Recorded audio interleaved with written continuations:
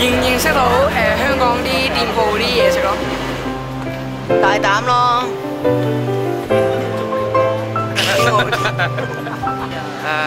歷史咯，嗰啲文化咯。我哋咧，即係我就學會咗就係英文嘅重要性啦，因為我見到好多外國人啦，就想訪問，但係又驚唔識講英文啦，係咯，所以明白咗英文嘅重要。咁我就學識咗點樣去操用啲電子嘅儀器啦，譬如相機啊呢啲咁啊，亦都明白咗要勇敢啲去問下人哋，如果唔係呢啲機會就會錯失。咁蘇州過後冇艇搭就冇咗就冇咗。喺樓梯街度影嘅，就係法國藝術家做出嚟嘅作品啦。可以夠膽問人哋問題，堅持。與人。